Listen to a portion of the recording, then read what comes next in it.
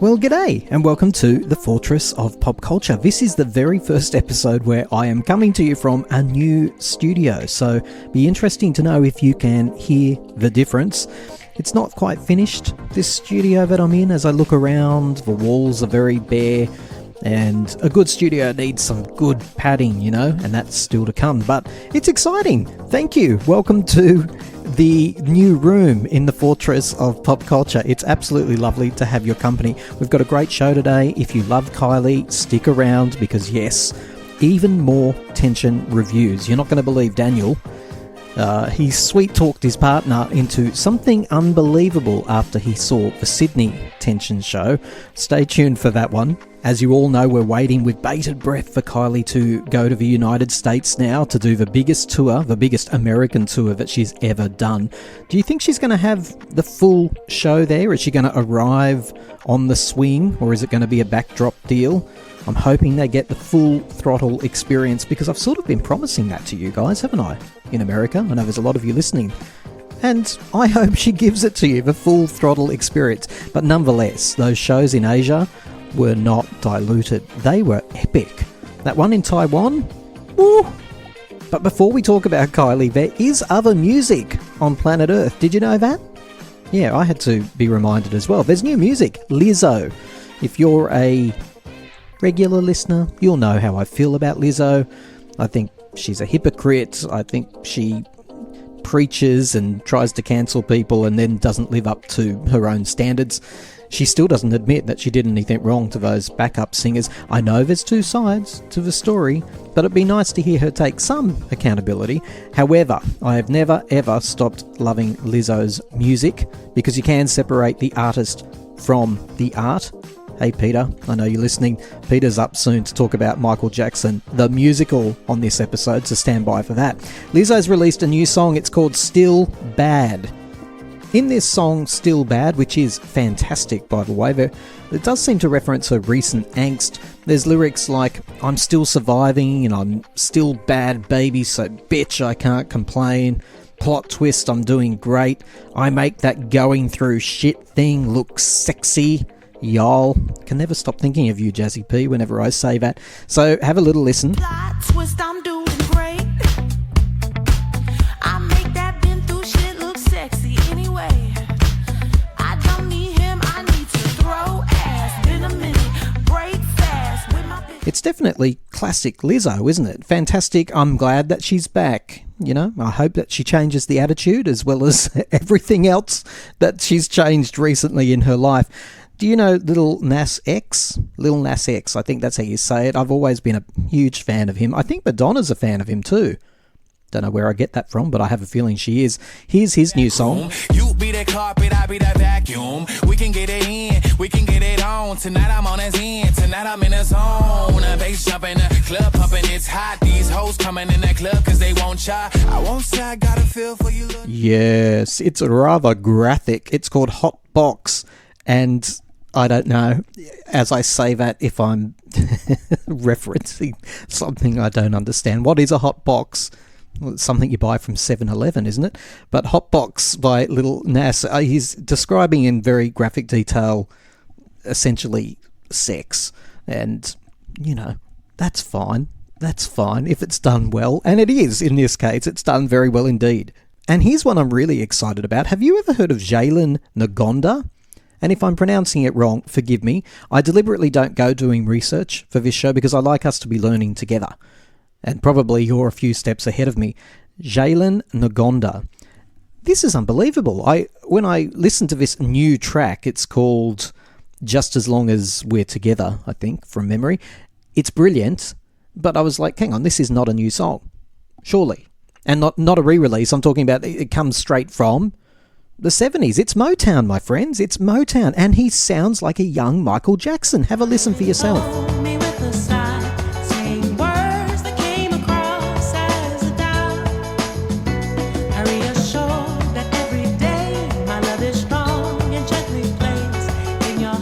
Some of you will know I don't do spoilers, so I haven't looked up Kylie Minogue yet, but I'm going to now because I'm sure that he must be deliberately, maybe, trying to emulate the Motown sound. And if he's not, maybe he's just of that. Maybe he's got it in his DNA. But he's a very exciting artist, and I will tell you more about him if he releases more songs, and we'll learn more about him together. Okay, but why are you here? Just get on with it, Tim. Talk about the Tension Tour. Talk to me more about the Tension Tour, Timmy. Please, please. I need it. Well, you're in for a treat because you're about to hear from Daniel.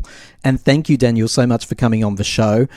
Really interesting story. Didn't know what story was coming up. Have a listen and find out for yourself. Oh, and before you do, sorry, I should have said this earlier. Thank you so much. A lot of you have taken my pity pleas to rate this show. So whatever platform you're listening to us on, go and give us a review, a 5-star, whatever you call it, on the particular platform, because it really does help. And a lot of you have gone and done it. And you can donate to us too. And a few of you have bought us a cup of coffee, so to speak, on Patreon. I'm going to try and use Patreon to run some polls. Apparently you can run polls on Patreon, and you don't have to be a Patreon member to vote in them, but I would love to maybe put a poll up about Kylie's Tension Tour pretty soon. So it's patreon.com/Time to Talk Australia. By the way, if you want to send me a voice memo about anything, I love getting your feedback, and a lot of you write to me. Voice memos are great because then you can air your views with everyone. Voice memo, get it out of your app and send it to me via email, timetotalkaustralia@outlook.com. Here's Daniel. G'day, Daniel. How are you? Very well, thank you, Tim. And yourself? I'm very well. First time we've met, right? Yes, it is the first time we've met. Well, then, in that case, welcome to the Fortress of Pop Culture. Isn't it magnificent? It is magnificent. Thank you very much for inviting me onto your show. Really appreciate it. Oh, no problem, because I know you've seen the Kylie Tension Tour, and I'm always eager to hear what people made of it. Where did you see it, and what was it like? Who did you go with, and what did you wear? Okay, so I went the first night in Sydney, March the 1st. Went with my partner and 2 friends of ours. Also went on the Monday night, on the 3rd of March. Absolutely loved it. I actually thought it was probably her best concert to date. Wow, that's a huge call.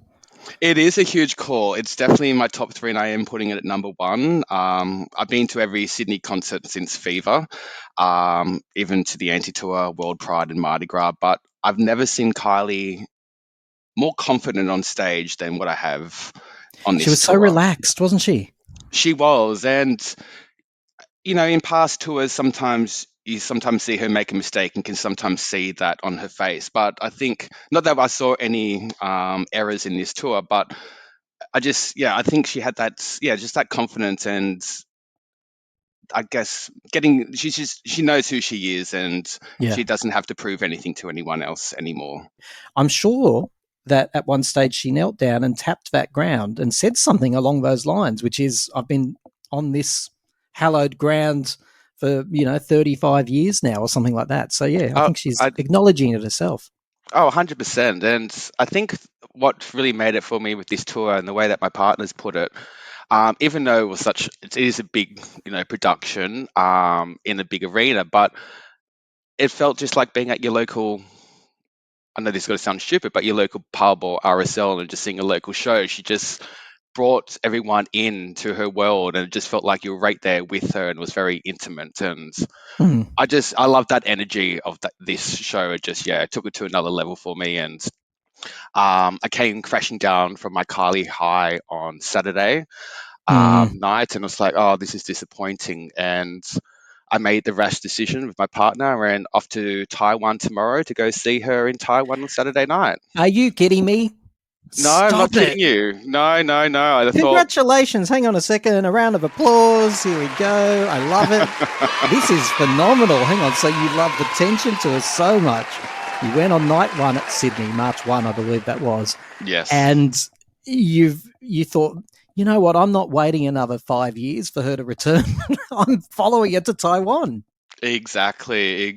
I'm very nervous, but very excited at the same time. It's something I will never do. And, really. And why Taiwan? Why not United States or even the Bangkok show? Maybe it was a bit late for that. It was a little bit too late for the Bangkok show. I was looking into the BBK festival in Bilbao because my family all lives in the Basque Country, and I was actually thinking about flying over there in July, but it was a little bit too expensive, and this is a very cheap option. And I said to my partner, let's just do it. We only live once. Let's just go for it. All right, now let's get into the mechanics of your relationship, Daniel. You ready? Yes. Who's the bigger Kylie fan, you or your partner? Oh, definitely me. Definitely Okay, me. so Yes, therefore, yes. this discussion around Taiwan that you're sort of suggesting and hinting and implying was a very equal and mutual decision. Not really so much, right? Did you have to No. convince him? Not really. I just he said as Go on, long as I'm take happy, us he through the was happy. conversation. No, go back. I want to hear the whole thing. You're lying on your pillow, I'm imagining, and you're thinking, "Yeah, dear, it's a long time. She might not ever come back again." At what point did you approach your partner with this harebrained scheme? So it was definitely Saturday night. It's as I said earlier on, I was coming down from my Kylie high, and I was just sitting there, and I was looking at the dates coming up where she's performing next in Asia, and then America, and then Europe, and I looked at the closest dates, and Taiwan obviously is very close to Australia. Looked at the price, and I just kind of put it to him. I said, I'm quite depressed at the moment. um, And did he go, "Sweetheart, you're always depressed"? no, not really. He didn't know. He wouldn't put it like that. See, this but is yeah. why I'm single, Daniel. Well, I've been with my partner for 21 years, so Okay. he understands my craziness. And I just said, do you mind if we just do something just spontaneous and just live life? And he goes, what are you talking about? I said, well, it's not expensive to go to Taiwan. I've got Qantas frequent fly points. We can use them. So it could be a very cheap holiday. And he goes, just do it. So booked everything yesterday, and off Just tomorrow do it? night at What is he? 10:20. A Nike commercial? I would have looked at you and, "What you talking about, Willis? That's unbelievable." He just looked at you and, "Just do it." There was no more curiosity. There was no more, "Can we afford it?" No, nothing like that. But You've now got him over a he's barrel. This relationship's not equal, folks, is it? What do you think, people? Write to me at Time to Talk Australia at outlook.com. Has Daniel got it all over his partner? What's your partner's name? Peter Jackson. Peter, you've got to call in after the show. You can do it secretly, anonymously if you need to. And just tell me all about Daniel and his persuasion. Because you've got it, don't you? Look at you go. Oh, they don't call me princess in the family for nothing. In all seriousness, I think it's fantastic. Good for you. And you're absolutely right. You only live once. The tension to look, this is a really negative way of looking at it, but quite a few people I've had on the show are talking about, I'm wondering if this is her last big tour. You can never be guaranteed, right? So it can never be guaranteed, not at all. And she's only 56 at the end of the day. And yeah. you look at Madonna and Cher, they're still doing it. So I don't think this is Kylie's last big tour. I think she's got at least another 2, 3, maybe even 4, and I think we'll have her big tour will be the last one, I think. So we haven't seen the end of her yet. Daniel, are you willing to play a quick game with me? Yeah, certainly. Go for it. All right, here we go. This is called Acceptable or Not Acceptable. You're not cheating. You haven't heard this game before, have you, Daniel? Not at all. Not at all. Perfect. All right. When you go to a Kylie show, shorts, are they acceptable or not acceptable? Wearing shorts. Acceptable. I'll go on. You have to justify that. How on earth do you say you can go to a Kylie show and pay her the respect she's due by wearing a pair of old shorts? I wore a pair of blue King G workman shorts on the first night with sequin shoes and a sequin top, and it went very well. Are you a tradie or were you being ironic? Being ironic. Good for you. I had a feeling that might be the case. $8 for a bottle of water at a Kylie show, which they then pour into a plastic cup. Acceptable or not acceptable? Not acceptable. No, ridiculous. Oh, it was disgusting. It was horrible. Yeah, I know. I said, what are you putting it into another piece of plastic for? Why are you doubling up on the plastic? Exactly. I can still throw the cup on the stage if I want to, lady. Poor little 100%. Poor girl behind the counter. She didn't need that from me, but I did tell her. No songs from Let's Get To It, Impossible Princess, X, Golden, or Kiss Me Once. A lot of Kylie albums there, no songs. Acceptable or not acceptable? Acceptable. Really? I didn't mind. I love the set list. I thought the set list was perfect for your die-hard Kylie fans and just your everyday fans. It covered the best eras of Kylie's life in the public persona. But where was It's No Secret? Come on, Kylie, we need to hear It's No Secret. All right, acceptable or not acceptable? People going to the bar in the middle of the show, during the show. That's a hard one. Well, I can hear already in your hesitation that might be something you might have done. I did on both Oh, nights. Daniel, you're enraging me. You're going to Taiwan, which makes me bitter and jealous. You're wearing King G shorts, and now when did you go to the bar? What song did you pick? I was very disappointed. I went in The Things We Do for Love on the first night. Ooh. Well, That was early on. It was. I was very upset with myself, and that was the song I really wanted to go see. And the second night, it was Confide in Me. Well, what do you think, folks? Acceptable or not acceptable? I don't think it's acceptable, but you paid a heavy, heavy price, Daniel. As you know, maybe you've learnt your lesson. No, Danny Minogue. Hence why I'm going again. Yeah, exactly. You'll catch that song. Hopefully she does it for you. No Danny on the stage anywhere in Australia. Acceptable or not? Acceptable. Yeah, didn't care?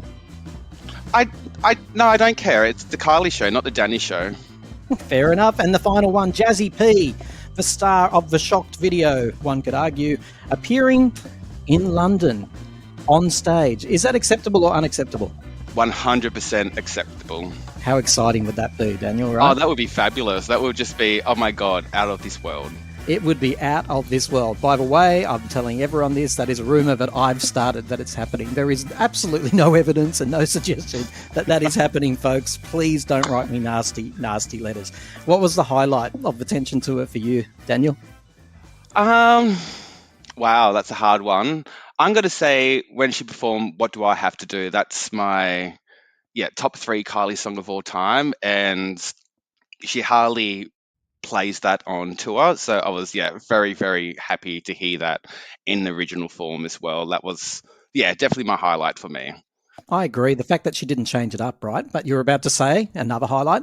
The other highlight was, so I was in the Tension VIP area in the Sydney concert on the first night, and my seat was right at the edge of the aisle. So when she was walking from stage B back to the main stage after, I think it was Supernova, and then going to sing Magic, and singing, I think, Real Groove in between, she just walked straight past me, and that was the most closest I've ever been to her in my whole entire life, and I lost it. Oh, yes. I really was wishing I was down there for that part. That was amazing, wasn't it, when she walked through the crowd? Yes.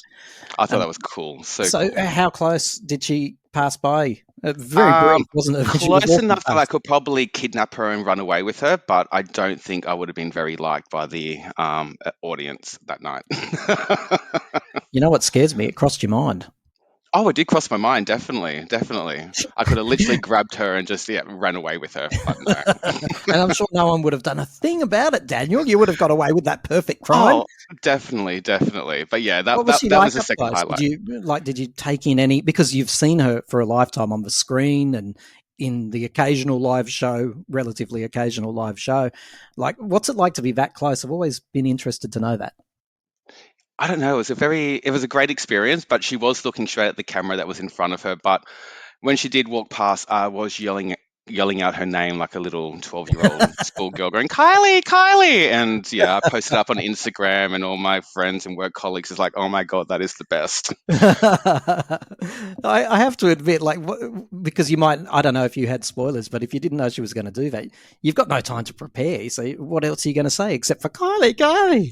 Oh, exactly. And I didn't have any spoilers. I actually took myself all off social media because I didn't want to read any comments beforehand or see any negative reviews or anything like that. And I'm kind of glad that I did do that because I am on the page on Facebook, Kylie Minogue forum. And when I did go back on after the tour, then going through the previous posts and reading some negative reviews, it's like, what concert did you guys go and see? Because... Can I answer that, Daniel? My investigation of this scandalous moment is that the people writing that stuff haven't been to the show yet. True. Very true. Very true. Like they're just watching YouTube and going, "Oh, that shit." And it's like, oh, God, if you were in that, there's no one who could have been in that arena. Would you agree with this? That could have not come away with a sense of euphoria. Oh, definitely. 100%. Everyone just walked out there. It's every time you go to a Kylie concert, you just walk out of there feeling so much joy. It's always a big smile on your face. It's it's the energy, it's just, yeah, I can understand if you want to tweak a show here and there, but no, you can never say anything completely negative about a Kylie show, I don't think, personally. Maybe that's just me being biased. Hi Tim, loving the show. I like to tune in on the weekend in between scrambling my eggs and slicing my turnips and hear about everything that's going on in the world of pop culture. Keep up the good work and keep on cooking up these amazing episodes on the Time to Talk show. Love, Gordon Ramsay. Now, in this particular state of mind, you've said to me quite clearly that this is the best Kylie show you've ever been to. What would you say to the people that love, because a lot of people keep bringing Aphrodite up and saying, because maybe it is sort of the polar opposite of this show, arguably, out of all her shows. I argue Enjoy Yourself has some similarities to Tension, funnily enough. I was there for Enjoy Yourself. And in the sense, just in case people are trying to shoot me, in the sense that it was a fixed stage where the focus was very much on her and the band and the music, and the bells and whistles, as people keep calling it, just were not required. So what do you say to those people that go, how can you compare Tension to Aphrodite? Well, I think you can compare them. Aphrodite was a very structured production.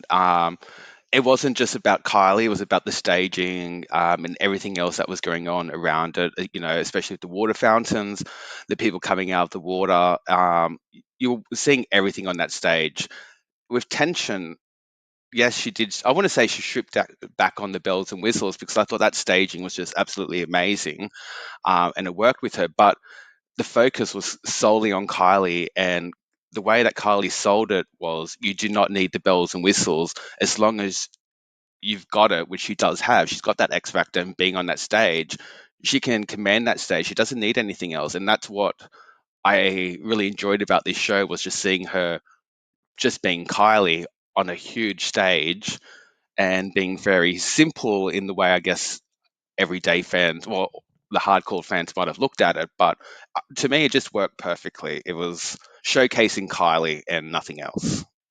Very, very well said. Yeah, she's mesmerizing. I just spent the whole 2 hours with goosebumps all over me. She's completely mesmerizing.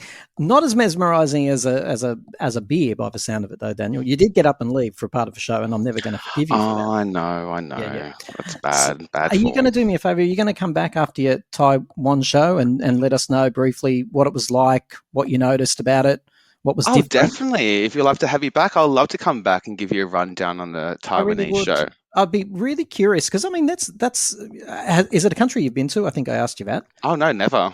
Yeah. So it's going to be really interesting to see the audience, if it's very different. And I know in Bangkok, for example, I've just finished speaking to a lovely lady from Bangkok who told me about the small changes that were made to the show there. So yeah, I want to keep track of this Tension tour.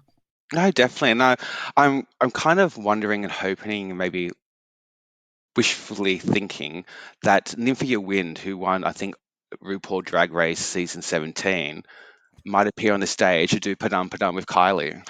You never know. Sometimes she might be bringing on different people across this tour, and that's why I'm very excited to see what, the next 50 dates has to bring for the rest of the world. Yeah, I reckon there will be some guests. I really do, especially in North America. I have a feeling that we're in for a few surprise treats over there. Really briefly too. Final conversation. Any quibbles? Would you change anything about the show? Anything at all? The set list? Any songs that you think were overlooked? Anything at all? What would you change, if anything? I would have liked to see the proper version of Say Something. I've heard that more than once. Yes, that to me was one of my top 5 Kylie songs. And to hear the proper production on that would have just been out of this world. But still happy with the version that she did. No complaints from me, but that would be the only tweak that I would have had. And the fans understand that entirely, because you've been waiting since 2020 to hear that song. Exactly, 5 years. You finally get to see it, and it's a different version, not unlike the acoustic one that she released sort of informally, I suppose. But yeah, I get it. I get why people are saying that. Just really briefly, when are you leaving? I'm leaving tomorrow night, 10:20. Wow, and when's the show? Saturday night. Really? Wow. Yeah. Geez, For 2 weeks after the first Sydney show. So yeah, very excited. you are absolutely amazing. That is so cool. You and your partner, Peter, I hope you both have an absolute ball, and I hope you let us know how it was. Definitely, Tim. Thank you very much for having me on your show. Really appreciate it. Hey, John, how are you? Hey, how you doing, Tim? You've got all kinds of things happening in your life at the moment, and then you open up your socials and you see Kim Kardashian. She's all upset because she has to give back some 18-carat ring. Poor thing. Oh, poor baby. I wish I had rich people problems. I look fat in this. I need a facelift. I'm too fat. Really? It's terrible, isn't it? Yeah, I support thing. Go make another sex tape. Make some more money. Now, John, what's going on in your entitled. world? There's a lot going on in your world, isn't there? Oh, God. Drama here. My partner worked today. He got off work and came home telling me, I just got terminated. The manager terminated other people, too. And I don't know, this lady, she came in. Oh, my partner worked at the store. He was working at the store for like a couple of months, and she's a new manager. She just came to the store about a month ago, and she's hiring people and firing them. So your partner was made redundant. Yeah. What type of work did he do? He worked at, I don't know if you're familiar with Dollar General. It's like a little retail store, like big lots. You got a lot of people coming there. People buy crap they really don't need. And the United States is similar to Australia, isn't it, in that you almost need two incomes to be able to afford rent. Yeah, it's terrible. Rent over here is like $1,200. We just finished paying the past due amount for the beginning of the month. I'm glad he did that. Now, next month rent's coming up. We're at the zero balance, but that's going to be $1,200 and power and all that again. So he has to find another job. It's a struggle now. And what does it mean for you as a couple in terms of your housing now that he doesn't have a job? Yeah, I only could work so much. If I make so much, my checks get cut down. So now I gotta I've been trying to save money, and just in case. I just opened up a savings account. I put $50 in there, and I didn't know this was going to happen.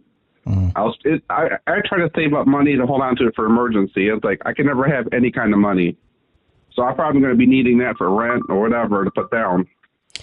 How real is homelessness for you and your partner? If you don't get a job, and if he's not able to help pay the rest of it, we were like last year, we were months behind, like thousands of dollars. They're taking us to court, possibly try to evict us. I don't want to get that far.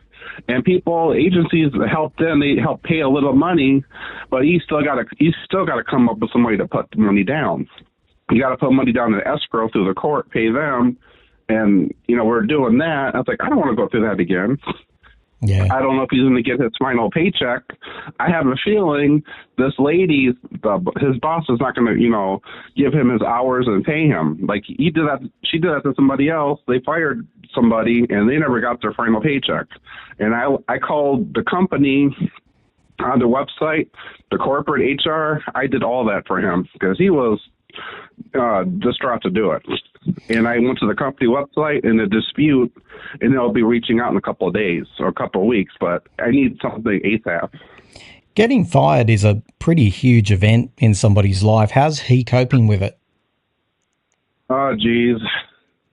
I could tell he kind of sensed something like this was coming because he was feeling weird with her. He copes with alcohol and anger, depression. I think he was on meds, but he's not taking them, and he turns to alcohol.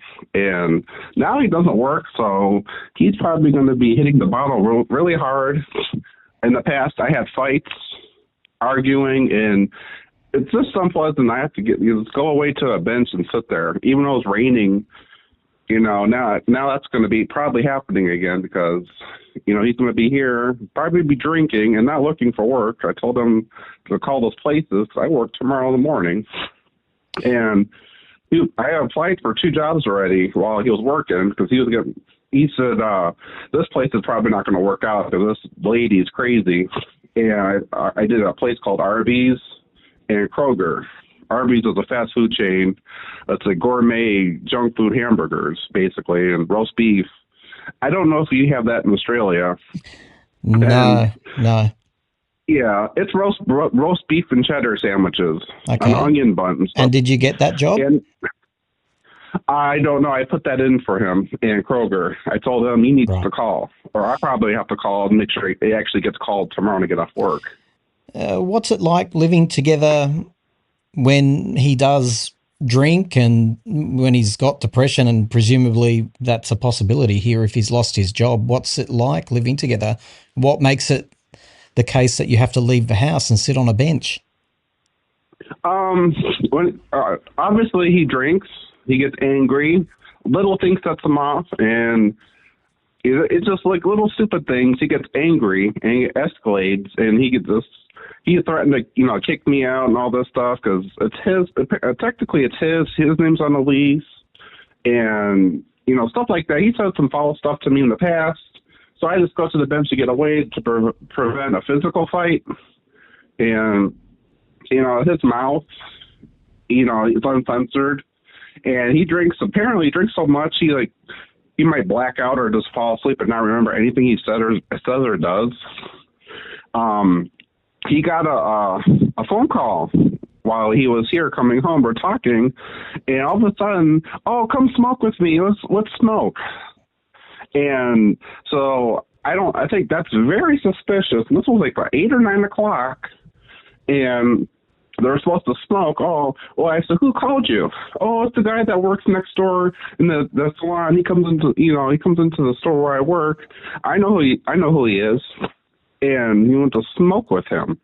And that's a red flag. There was a guy, he apparently it's a friend. And he showed me his phone one day, and it was explicit stuff. And he said, look at somebody. He thought somebody else at work sent that to him. And I saw the name. It's the guy who he smokes with. It's a smoke buddy. No, not what I read. That's not a smoke buddy. That's another kind of buddy. What sort of text messages did you see, John? What made you suspicious? It was X-rated. And if you're just smoking with somebody, why would you say that? Do you technically have an open relationship, or is this very out of the ordinary for your relationship? We never said anything about open or doing anything, but I know he's doing stuff. How long have you been together for? About 2 years. Okay. We were homeless together, and all that time. I knew him before we were actually a couple. I went where I was living before, where we became homeless. You were homeless together? Together. Yeah. What can you help me understand what that is? Homeless together. Are you literally on the streets, or are you couch surfing? On the streets with the dog. Yes. Literally on the cement. On the streets with the dog. Yes. What, with tents or sleeping bags, or do you find a safe place? How does it work? No. They were trying to put us all these places. Out here, they're called homeless camps, whatever they're called. Basically, they just don't give a shit about you. They just want to throw you in the tent, put you in the woods, which is illegal behind buildings, and you can get arrested. I had at one time I had arrest warrants out for me. I didn't even know it. For trespassing? And you're trespassing. Yeah, I could have gotten into trouble. I had parking tickets, which I don't drive no more. I missed a court date, and I had a warrant out for my arrest because I missed a court date, and basically, I had unpaid parking tickets. And it was like a couple $100. I got that paid off like last year sometime. I was working at another job. I quit. I found that out. I paid that off immediately because that's scary. How long were you? I wasn't driving. How long were you homeless for, John? You and your partner? About a month, maybe and then you managed to find housing. It must have been it must have been like a miracle when you found housing, was it? Or was it difficult? Yeah. Yeah, it was organization out here, the county. They needed proof to see where you slept. And we had stuff in our cart behind bushes. They took pictures to say, well, we need to verify you actually are homeless. We got people that are claiming they are just to get assistance, and they're not. I showed them the cart. This is where we sleep.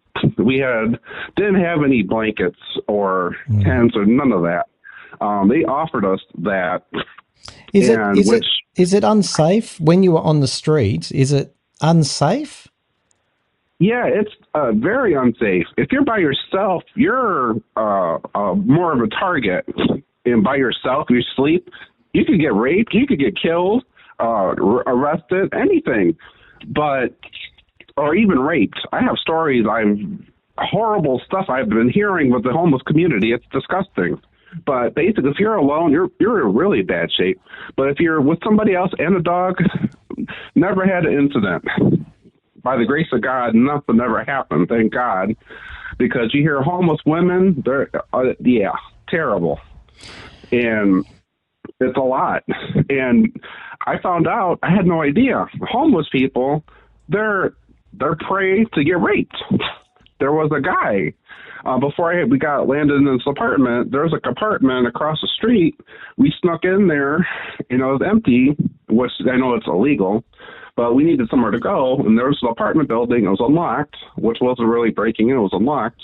Went there and spent the night. And I found out later, the laundry room they have, the facility in the basement, there was this homeless guy. He was by himself, I think, on drugs, messed up. He was like apparently maybe sleeping. Then 3 guys came in the laundry room. They raped him, I think with the broom, and they did damage to him. He had to have stitches. And like we slept in that laundry room. That could have been us. But I don't think nobody would have tried that with 2 guys and a dog. We had a knife and bear mace. You had a knife and what, sorry? And a can of mace? Yes. Wow, John, you've been through a lot. How long have you been housed for now? About 2 years. Okay. And now you're worried because you're coming to this point where you both don't have a job. You've got social security, but it's not going to be enough to cover the rent. And so is it even more terrifying, and I'm not overplaying that word, is it even more terrifying because you know what it is like to be on the streets? Yeah, it's like you lost stuff before and you're slowly trying to rebuild and gain stuff you got. Now you're in a situation you could lose everything again because of unseen circumstances, which was not fair. He should have not been fired. He got lied on, basically.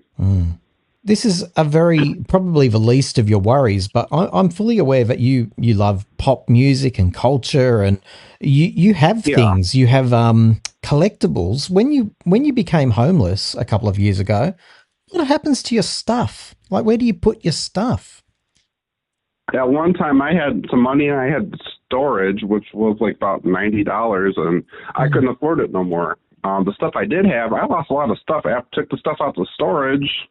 I was moving it around, and when I was homeless, we had like 2 carts, basically all the stuff we had. And we hid them in the woods behind the building where we slept. And luckily it was like summertime, so there was like trees and branches to cover it. But when we were homeless, we were under the freeways, the viaducts of the freeways with our carts, moving them. I learned don't have your cart, people know you're homeless. And we were sleeping by a place of business on the grass, and the police security saw us, and they told us not to go in that area and trespass. And they gave us paperwork and stuff because we weren't bothering nobody. We never asked anybody for anything. And she had the nerve to tell us, you're trespassing. Next time you're here doing that, you get arrested. We weren't even bothering nobody. It's a terrible society. Like, honestly, like it's the definition of kicking someone when they're down, to say, listen, you can't even take your homeless self and be in this space just because I'm assuming you choose a bridge because it covers you from the weather and it's a bit of shelter, and wow, you're not even allowed to go places like that. It's crazy. It's crazy. Yeah, and there's some places you ask for food if they could donate their food, and a lot of places just toss out their food. And I'm like, wow, what a waste. They toss it into the bins. Store your food in the dumpsters. I've asked. When you were homeless, where did you get food from? We had food stamps or bridge cards. Right. or EBT cards. Uh-huh. And we were buying food from gas stations, which was so damn expensive. Basically, that card got loaded in maybe a few days or weeks. It went by fast. It was very terrible. Oh dear. And your poor old dog in amongst it too, right? I mean, not Yeah. great for a pet.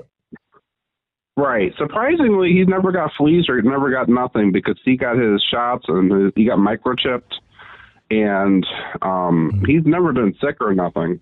What happens now for you? Is everything, all the hope pinned on your partner, who obviously has his own issues at the moment, getting a job? And if he doesn't get a job, literally what happens a month from now? Well, if you're not able to pay the rent, they can take us to court, and that whole process, they could evict you if you don't pay within a certain amount of time. We were like months behind, those thousands and thousands of dollars, and now we're at a zero balance. We're clear and everything, but the first is like around the corner, and they charge you late fees, like $100 here, $100 here, and that makes it worse. And like basically, I paid most of my check; it's gone, and like what the hell? Now he's not working; he would cover the other half. The plus would be late fees. Like, I'm not going to have the money to pay my cell phone bill or anything.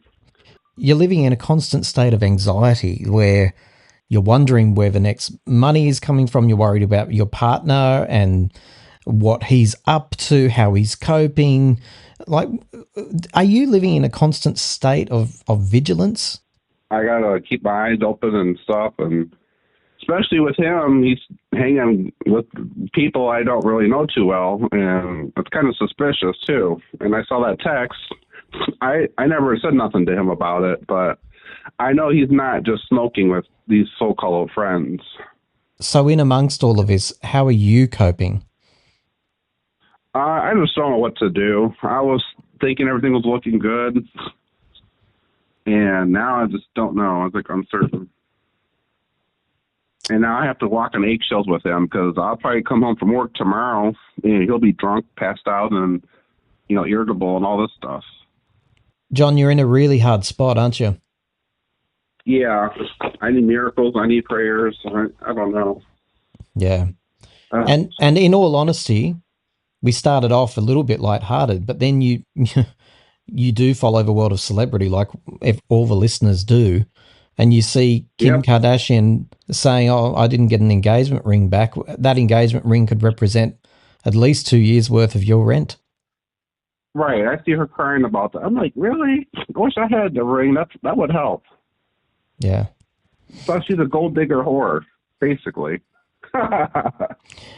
They certainly lead different lifestyles, don't they? John, look, I'll be thinking of you, and I know everyone who's listening to this will be thinking of you. Can we check in with you again? Yes. Yeah. I'm really sorry you're going through all that, John. You don't need the stress. No, everything was looking good, and now this. I don't know. I don't know what's going to happen. I'm just trying to do what I can to think positive, and everything adds up. I got to buy this. Food's running low. I got to get that, and they cut my food stamps down too because I was working, and they really I was getting like $2.92. Now I was getting $74. Like, what's that going to get? A carton of eggs? Right. Basically. John, all the best. I appreciate it. Keep me in your thoughts and prayers or whatever. I'd appreciate it. I don't want another pretty face. I don't want just anyone to hold. I don't want my love to go to waste. I want you and your beautiful soul.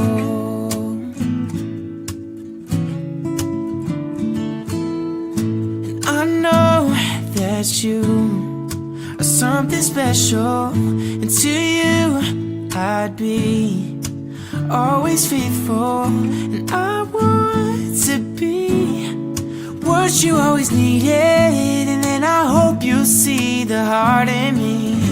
I don't want another pretty face. I don't want just anyone to hold. I don't want my love to go to waste.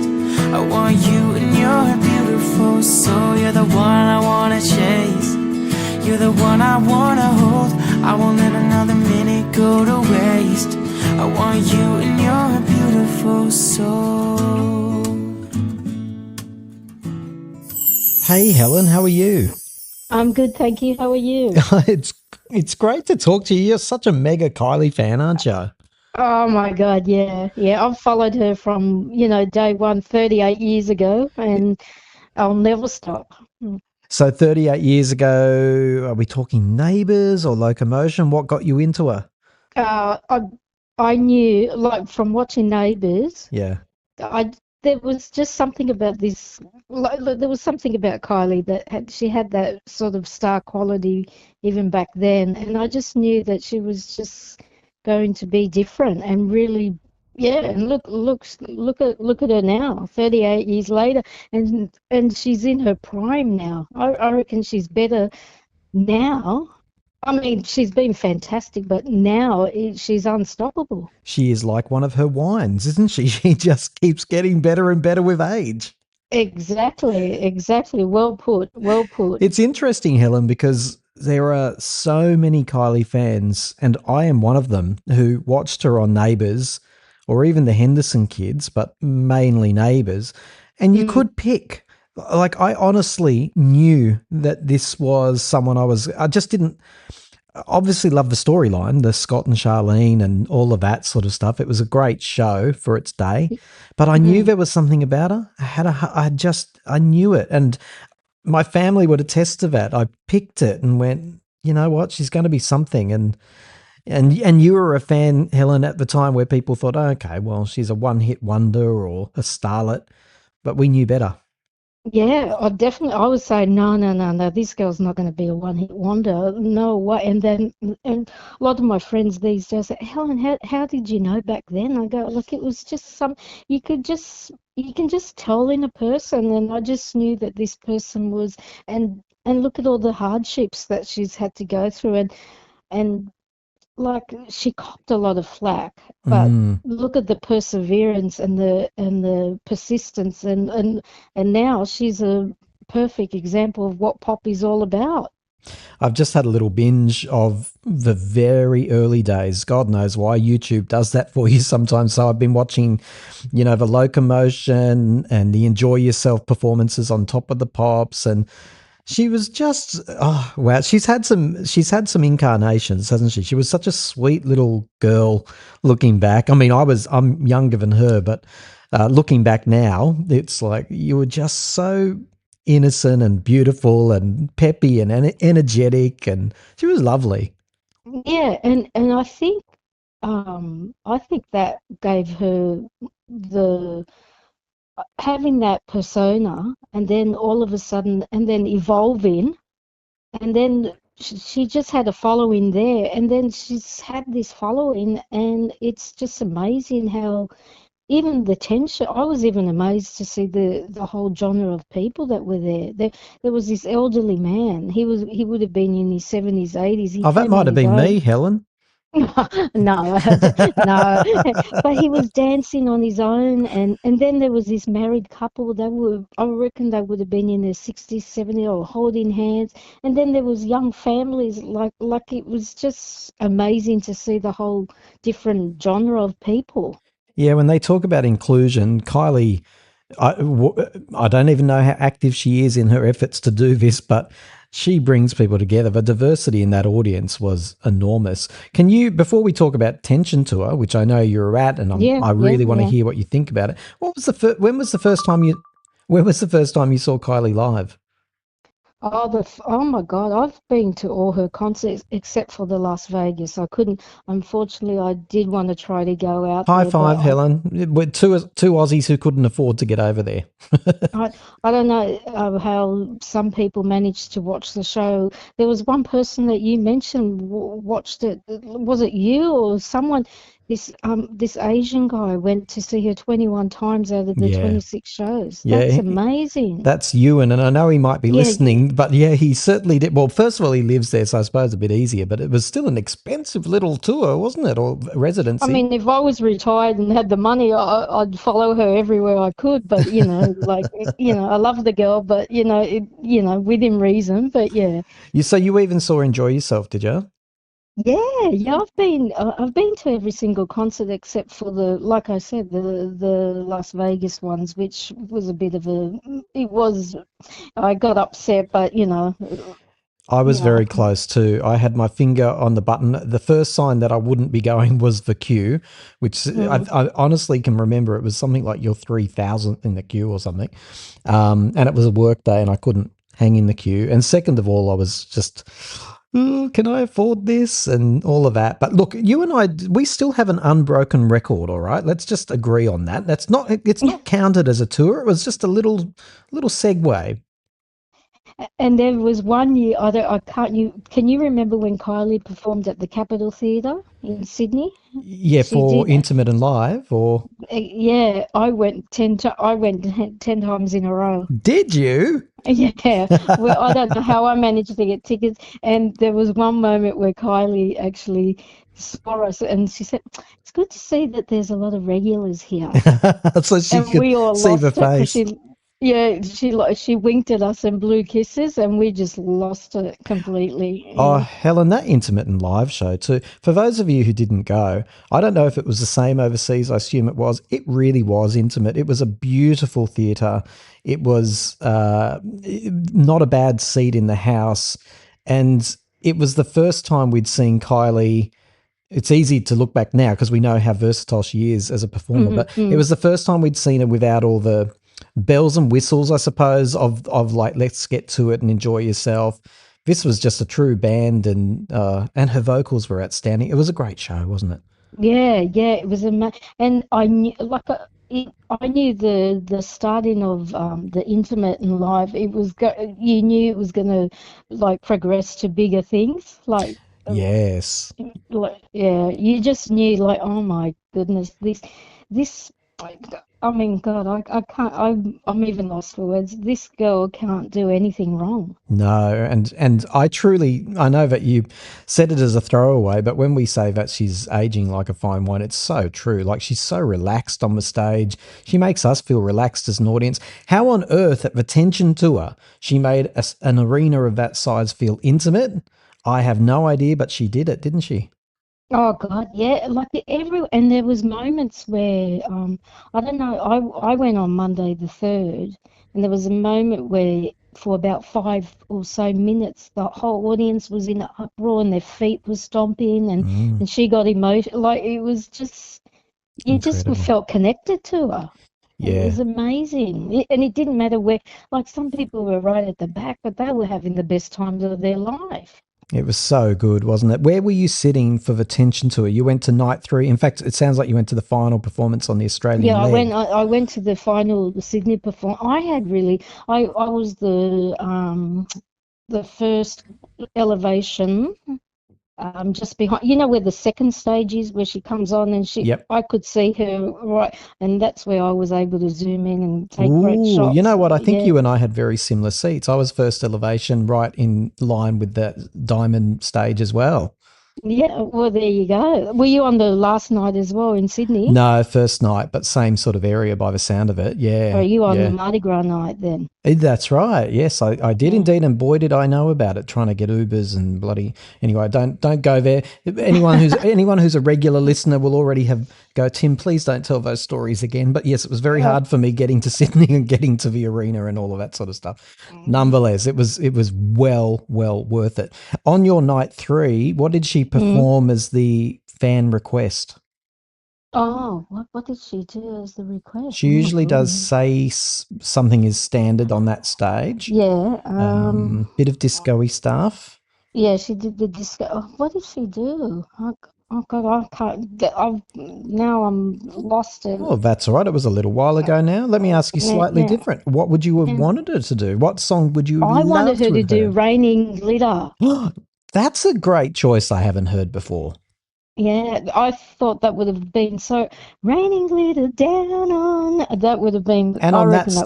stage and perfect with the disco ball and Yeah, yeah. yeah. I wanted to scream it out, but yeah. So obviously someone else, they They beat got you in to it. But first, damn it. Yeah.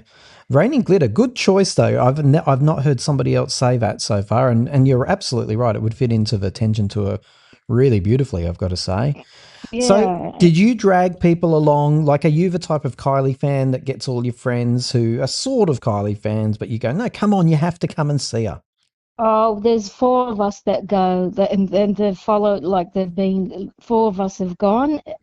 My sister, two of my best friends, and yeah, it was, yeah, and that was it. And we've been doing that for the past 20 plus years since Kylie's been, you know, yeah. Wow.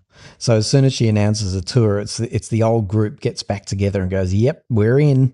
Yeah, the good old Kylie clan comes in, and yeah, and we yeah, we break the tension, and or we break the fever, or yeah. It sounds like you had an absolutely wonderful time. What did your sister and friends say about the show? Oh, like I mean, and do you want to hear something that's really strange? My sister was born on the same date, month, and year of Kylie Minogue. Hang on, so let's just recap what that is. Hey, Helen's sister, you were born on the 28th of May, 1968. Yeah, and Get out. how's that for? And I actually said it one time when I met Kylie, and you know what? Kylie turned around and said, "She should be so lucky." Oh, no, she didn't, did she? She did. She did. Yeah. That doesn't Yeah. sound like Kylie to make a little joke like that. Hang on, so I you've was met blown Kylie, have you? away. I've met her 3 times. Okay, take us through and do you mind, Helen? You'll hear jealousy in my voice now, okay? But it's not personal. When was the first time you met her? First time, one of my close friends got me a ticket. Back in the days, you had to line up hours to. Oh yeah, It was down at HMV Central in the city, Pitt Street. Pitt Street. Yeah, and waited there. I thought I was going to lose my job, by the way, because I was there for 6.5 hours, and I thought, oh The things my we do Lord, for love. the things we do for Kylie. Yeah, but I managed, and I went there, and then the signing of her La La La book. Yeah, yeah. And the actually I think I've made it 4 times. And then the Impossible Princess DVD CD signing. Where was that? And That was in then Pitt Street too, wasn't it? I think. that was in Pitt Street too. Yeah, Yeah, yep. that was in one of the Senate, I think the Senate or I one of think you're the right. Yeah. yeah. And then the launch of her perfume Darling, and she Oh. signed it with my nickname Desdo Diva. Oh, is that right? Yeah. Yeah. Was that So what's that? That wasn't at the she had a special launch of that in a beautiful suburb like Vaucluse, but then she must have done signings somewhere else. Where was that one at? Do you remember? The perfume launch was downstairs at where Grace Brothers where Maya. Maya yeah What, in the that's city? where in the city Okay. yeah Yeah. Oh wow. So you've done a lot of queuing for her. I've done a lot of queuing and it's been worth it. What's it like up close with Kylie? Everyone tells me it goes in the blink of an eye. You're just in like you just can't believe it that you're seeing the person that you've admired all these years, and she's so sweet and she's so nice and she's so tiny. She's under my nose. Yeah. Oh, really? Wow. Yeah, Yeah. she's so yeah. I'd love to be in her presence. How was that perfume, by the way? I've obviously never had a smell of the perfume. You must own it. Darling, It's actually isn't it? quite nice. It's sweet. Yeah, darling. That she had darling and then darling and By the I've way, not. sorry to interrupt you. I just had a recollection. I did get something called, I don't know if it was called Inverse, but anyway, she had one for men and it's discontinued now. I did have that and it was really quite good. So sorry, continue. How's the darling range? Yeah. No, darling, sweet. I think there was sweet darling. No, darling and Might have then been Sweet Darling. Yeah. Yeah, and then she had Showtime. Oh, There that's was right. she had one called Showtime. That was cheap though. and then, Wasn't that sold at Chemist Warehouse or something? I think that was a cheapie. Yeah. yeah. But it was all right. Was But you it? know what? I wanted to tell her she should have done a Padam perfume in a red love heart. Oh, that's a great idea. Go, Oh, Kylie. and then Tension, she should have done a diamond, like Oh, she could have done a little range. And listen, honestly, Padam could be really sweet and romantic, and Tension could be like a much more like a daring type of scent. yeah. You and I, I, we've got a I, business idea here, Helen. I want a percentage if she does it. I was actually going to write to her. I don't know where you. I was going to say, man, you be do the damn perfume and the tension. Can you imagine? And I said, I get the copyrights because I thought of it. Well, you heard it here first, folks. Helen came up with it, and you did. I've never heard that before, and it's a great idea. I've always wondered why she doesn't do more for men. Her audience is primarily male, but obviously the market for perfume and women is bigger, I suppose. But yeah, I'm just always surprised. I'm sure it's only been one for the men so far. Yeah, and I've got so many ideas and suggestions for her, and I reckon if I ring her marketing people, I can make her bigger and better and brighter even more. Well, Kylie's team, we know you listen on occasion. We know we offend you on occasion, and I apologise for that. But Helen's got some good ideas. Get in touch. Yeah, I've got some fantastic ideas, but I don't know if you know. Come on, give me another. Give me another. And I reckon Kylie should do a TV talk show where she's the host and she interviews other up-and-coming pop artists and shares her experiences and journey. Oh, yeah, okay. As long as it's not like Ricky Lake or Jerry Springer, that sounds decent. No, not like that. It's like it'll be like a music TV pop show type thing where yeah. That's not bad. She'd have some good advice, wouldn't she?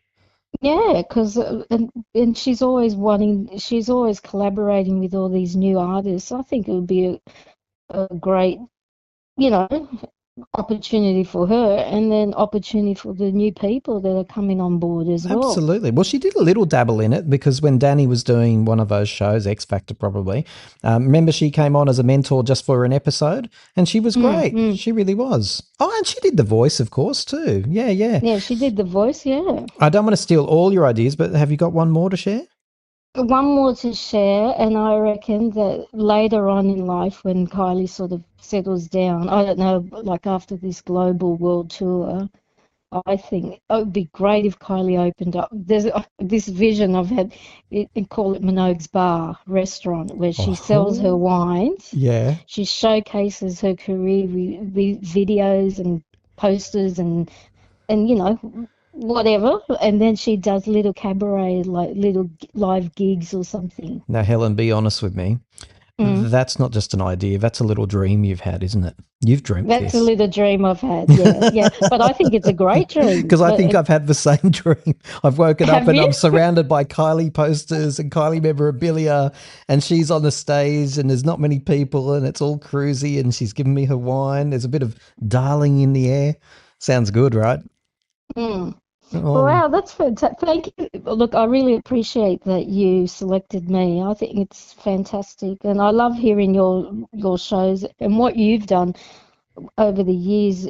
Support Kylie like that. That is fantastic. What you're doing is great too. Yeah, well, what we like to do, Helen, is let the what we call the ordinary fans have their say, because sometimes we only hear from the music critics and the media, and it's just nice to hear what the real fans have to say, isn't it? It's been lovely talking to you. Well, thank you. It's my pleasure. And if you ever need anyone to, ask anything of me, I'll answer it to the best of my ability.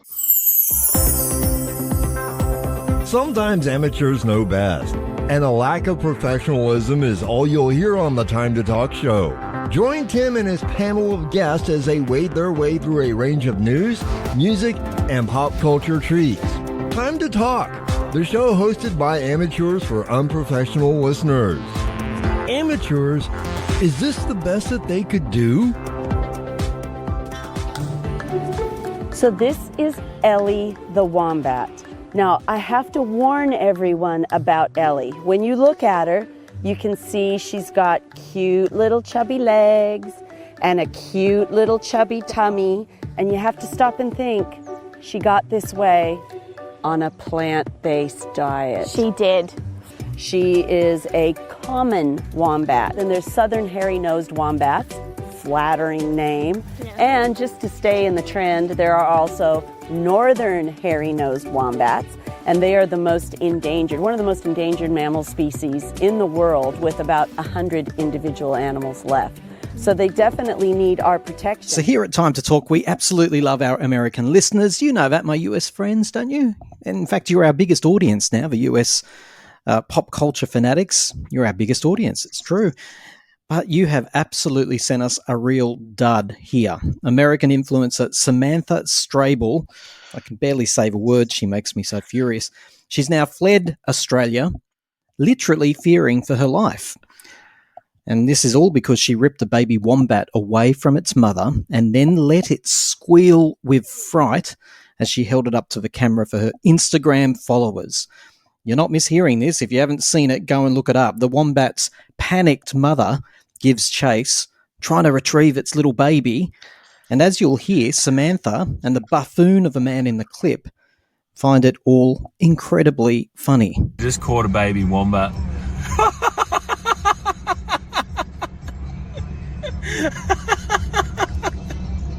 Look at the mother. It's like, oh, it's chasing after her.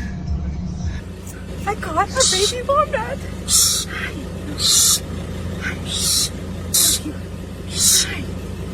Okay, Mama's right there, and she is pissed. Let's let him go. No, he's right. All right, let's let him go. Hey, Josh, it doesn't get any more un-Australian than this, does it? Wow. It's a case of a dingbat stole my baby. A dingbat stole my baby, exactly. A dingbat from America. Oh, yeah, that's terrible. It's a shocking video. How did it make you feel when you watched it? I just thought, you know how squirrels come out of the trees in America to get a piece of cheese or whatever? I think they think I don't know where their thinking's at.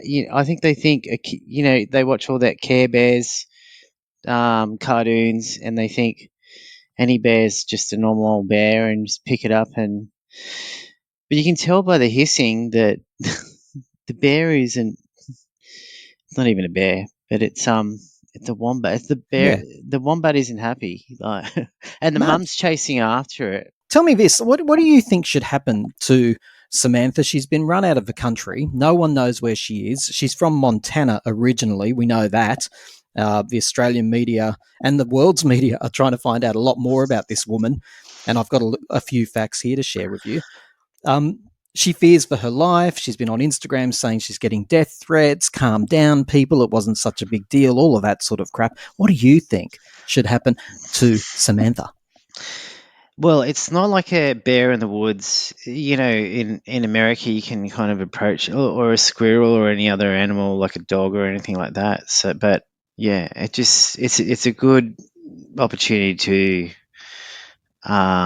educate the Americans on some of the Australian wildlife aren't really, they're not safe to pick up even. Like if that wombat had jumped on you or tried to pound you, it's a 400 kilogram animal. The wombat's not a 400 kilogram animal. Isn't it? The big ones are, aren't they? Not wombats, mate. No, I don't know which one you're thinking of. Maybe another. There's plenty of lethal Australian animals, but the little wombat, they're only little things. Yeah, not 400 kilos. I'm thinking of a more muscly, steroid abusing one. I think. But I'll tell you something, Josh. I think you're being too gentle on her. If I'm going to be honest, fair enough. If it was someone who just didn't know any better, I mean, she's clearly an ignorant woman, but she claims to be an advocate for animals. If you've been on her Instagram, as I have, there are just these vile photos, really, of her. She went to New Zealand. She shot a hog, a really big one. She's there, and you've never seen such a demonic face as she poses with her rifle over this dead hog. Look, I'm really sorry. I could have handled it better. You shouldn't have handled it at all. Yeah, she shouldn't have handled it at all, exactly. But then she does what you classically shouldn't do with an apology. She goes, and then she lists all the crimes that Australia commits against its own animals. Oh, great. As if our cruelty, and I'm sure there is around the world, there's always cruelty against animals, as if that justifies her cruelty. I mean, it's just crazy. And she's not released any video statements. This has all been in writing. She's a complete coward. Yeah, I understand, but some animals like fair game, like little, let's just say, dash hounds, like that. You can pick one up and they can lick your face. But these, there needs a bit of education. You can't just pick up a wombat or No.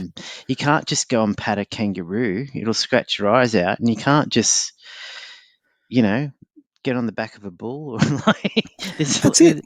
There's lots of there's limits. Well, and Josh, I don't know if you're aware of this, but our Australian Prime Minister and international listeners, we have a former Prime Minister in the Guinness Book of Records for downing the most beer in a certain amount of time. So we've got a good track record when it comes to Prime Ministers.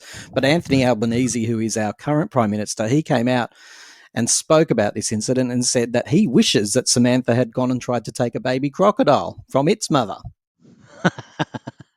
How good is that as a statement from an Aussie PM? Yeah, I wouldn't take a crocodile. I used to have crocodile babies out the back of my house. And, what, you bred them or they were just there? They were living there, yeah. So I was living in far north Queensland. Really? But, yeah, I didn't. When I used to How go. small are we talking about? Those little ones that you can hold in the hand or bigger? Yeah, little ones, and there was a big one somewhere giving birth to them. So where there are babies, there's a mother. Yeah, there's a big one. But let's just say when I was mowing the lawn, because the creek backed on our house, and it was blades up when I approached the creek. I didn't want them. They were dangerous. Yeah, I'm surprised you were mowing the lawn at all. Yeah. Well, it was you get like a bit.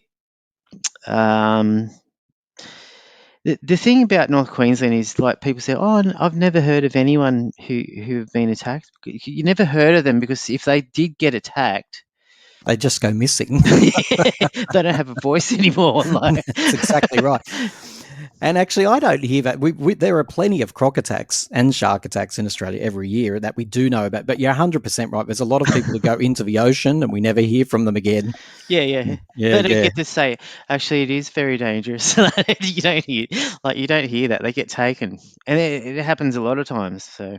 But what do you think about this? Like, she's issued this statement, Samantha, on Instagram. It's 2 pages long. Again, no video. She's a complete coward. And she has one paragraph of, I should have handled this better.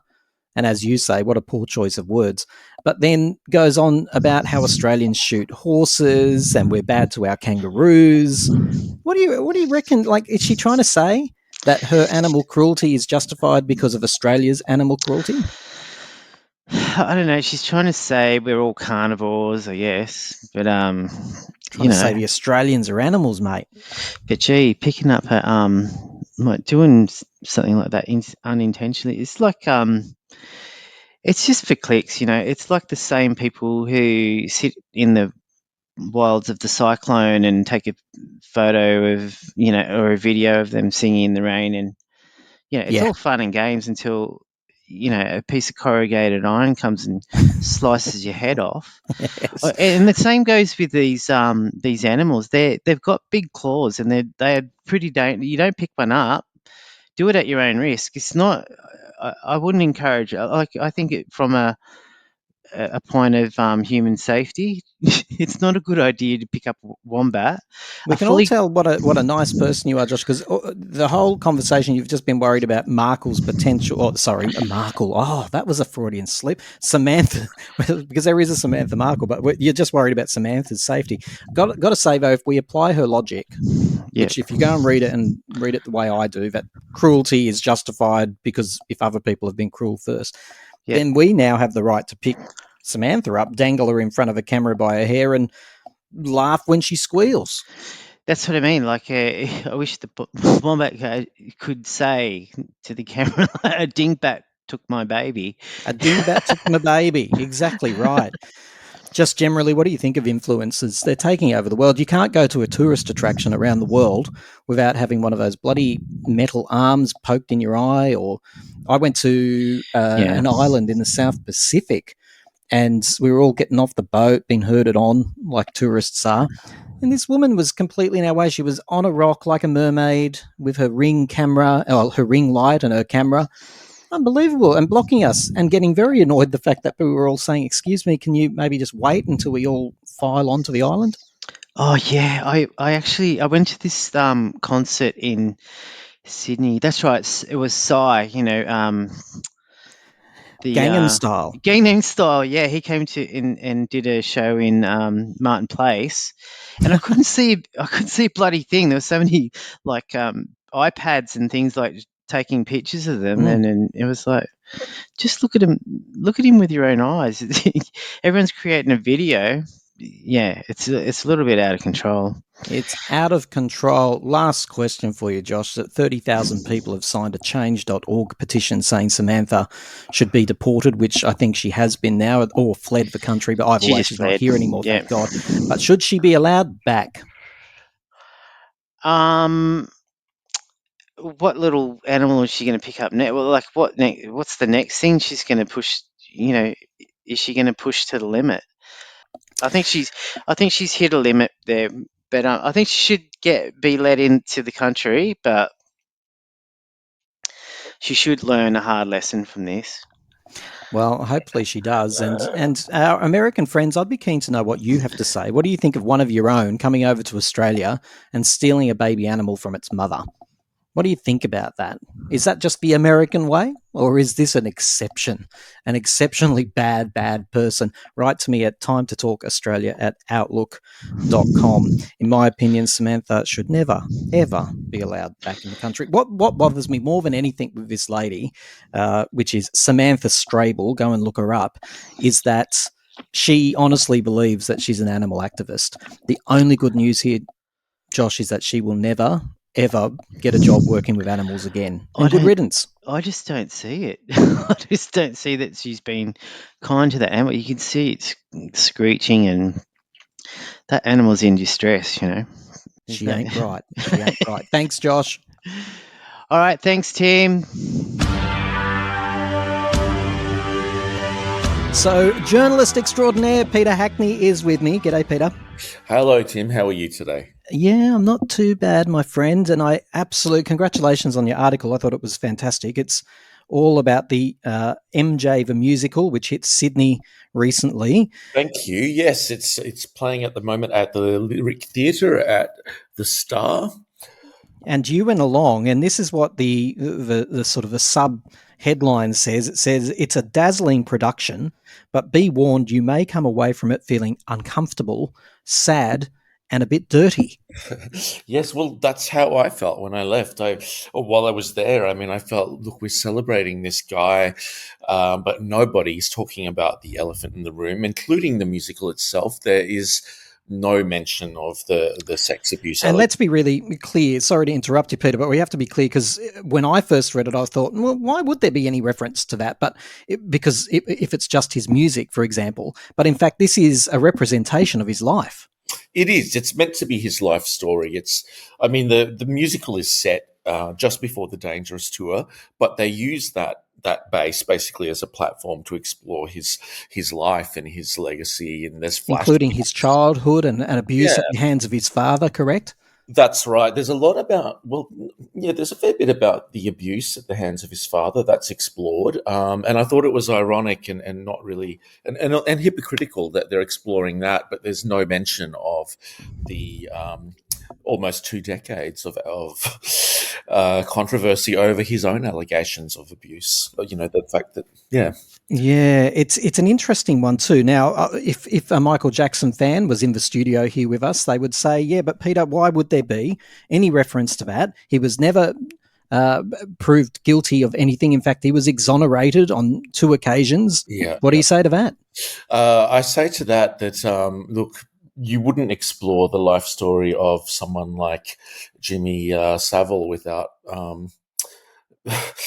mentioning the elephant in the room. And Jimmy never actually, unlike Michael, was never charged. He never went to court. Michael was in court for months over this. You can't pretend, whether or not you believe, it's irrelevant whether you believe he did it or not, but you can't pretend this didn't happen. Part of his story, right? Yeah, that's right. That's really my point. It doesn't matter whether you believe he was innocent or guilty. The fact is that this is meant to be his life story. You can't pretend it's not part of it. I have a lot of respect for Michael Jackson fans. I really do. We've got a great podcast that people can go and look up, the MJ Allegations. Gave 2 fans a couple of hours to answer charge by charge, if you want to call it that, allegation by allegation. But it's interesting to me that Michael Jackson fans often make the argument that things were never proven, yet they readily accept that Joe Jackson was an abuser. He was never taken to court. He was never charged. Yes. And Michael told a story, and they believe that without the scrutiny. I'm not saying, by the way, that didn't happen at all. I'm just saying that there seems to be, they apply different thresholds for Michael Jackson and others. Yeah, there's a double standard for sure. There's all sorts of allegations about and stories about how badly Michael was treated, and a lot of them were never tested in a court of law, but they're accepted as fact by the fan base. So it's a definite double standard there. It's a shame in a way, isn't it? Because you are generally very positive about this MJ musical. Oh, the musical itself, the actual, the music, the staging is spectacular. It is one of the most spectacular things I have ever seen in my life. I was just blown away by it, like just the lights, the choreography, the sound, the singing was amazing. For it to all be happening like clockwork, like the timing is incredible in this for almost 2 hours, So you can't fault it, and look, not only can't fault it, it is actually amazing as a show. I was blown away by it, honestly. I've seen clips and it looks incredible. I must admit, when I was watching the clips, I didn't realize it was a story of his life. I just thought it was a reinterpretation of maybe his concerts and his video clips, but it's more than that. Yeah, there is a point there that I just want to make about that. So some people say, "Oh, yeah, but it's just meant to be about the music, and it's just about that bit before the Dangerous tour." Well, it really does. It is meant to be his life story. Yes, they do focus on the music and that point in time before the Dangerous tour, because there's a good reason why they do that, and that's because they're trying to avoid the allegations, aren't they? So there's an argument, Peter, that maybe we shouldn't be celebrating Michael Jackson at all. Maybe he shouldn't be played on radio. Maybe he shouldn't be having shows like this created in his honor. Yeah, well, that argument is certainly there. And look, I don't know if you're asking me what I think. I mean, not for what it's worth. I'm not sure. I mean, I think that the thing is that his estate is profiting from this show. It's endorsed by his estate. The two production companies are involved, which are owned by his estate. That estate is in legal action at the moment with people who have made various allegations about alleged child sexual abuse. So I feel at this point it is actually inappropriate for this show to be occurring. I think maybe well down the track, it's more appropriate. But like you say, whether you believe the allegations or not is irrelevant, because from what I read in your amazing article, and you're going to tell us where people can go and read that soon, is that the show is generally very sympathetic to him. So you would have thought that rather than glossing over this altogether, if you were going to be smart about it, you could have presented the sympathetic side of the story, which he told in his own words while he was alive, that this was malicious, it was a vendetta, it was a conspiracy. Rather than ignore it altogether, which seems like, as you put it, the elephant in the room, why not do it from a sympathetic point of view even? Well, they could, for sure. I mean, it's possible. I mean, it goes through a lot of dysfunctional things that happened in Michael's childhood, alleged abuse that he was subjected to. It could possibly be, they could have possibly tackled the story of the abuse that he allegedly perpetrated as well. But look, I suppose that does complicate things. My feeling was they just wanted people to come along, have a great night out, forget about all the bad stuff and most importantly, pay your money, buy your tickets. And well, I have to add, my ticket was complimentary. I was there as a reviewer, so I did not pay for this. Of course. But you conclude your article by writing, clearly we're meant to put all that aside, meaning the allegations, and just have a good night and bug of the complicated stuff. But how? And more importantly, why? The answer to that is found within the show itself. At several points, we're invited to consider the behavior of the media and various other vultures feeding on MJ's complicated life for monetary gain. So are totally sympathetic to Michael Jackson's show.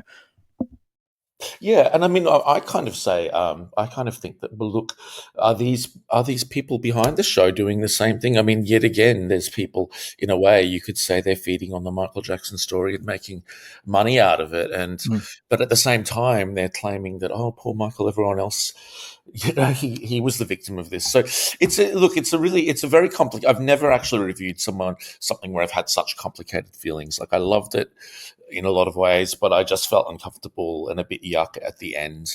And how would his alleged victims feel about this? Well, that's right. Interpretation. That's exactly. Yeah, that's what I kept thinking about. Well, what about the alleged victims? And personally, I mean, I didn't put this in the review because I'm not reviewing what happened or didn't happen to the various kids. But I mean, personally, I do believe that there is truth to the allegations after watching Leaving Neverland and after doing a lot of reading. And so, yeah, I do feel for the victims. And I do think, well, how must they feel with this going on and people just applauding this man? You know, this musical has been to Broadway, the West End, Germany, now Sydney. And it must be awful for someone who is a victim to see this continuing celebration of Michael Jackson. And it's that old chestnut of a question, isn't it? That even if there was truth in this, is it possible to separate the art from the person as well? I mean, as you've pointed out, I don't think you're answering that question. I think you're just pointing out the way you felt sitting in this experience, exactly. That you were exhilarated by the spectacle, but you couldn't help but be taunted almost by the allegations in which you've just said you believed. Yeah, and I just found it amazing that everyone was so willing to just put that all aside. And like, I've never also seen a musical that was so enthusiastically received. Not only did it have a standing ovation at the end, which went on and on and on, it had standing ovations at multiple points all through the show. The first one came before the first interval. Wow. So it's certainly a lot of people loved it, but I do feel that, as you've explored in your previous shows on Michael, his fan base is extremely enthusiastic. I mean, it's almost a religious kind of following, isn't it? Well, I think the fans make a very reasonable point when they say to me, as they have on this show, well, Tim, these allegations were put under the most intense scrutiny and still couldn't be founded. So what more do you need? And that's true. They were vigorously explored and examined.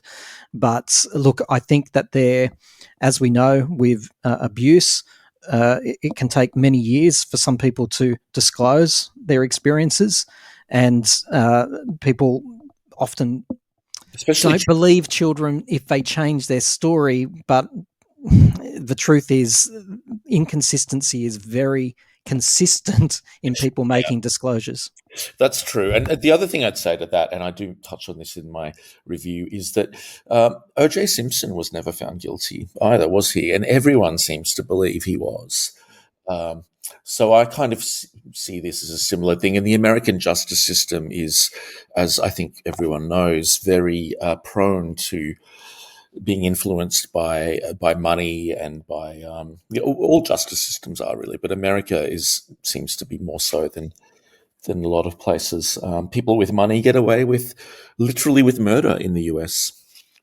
Tell us really briefly, Peter, the dude who played Michael Jackson, who I don't know who that is, but big shoes to fill, big talented shoes to fill.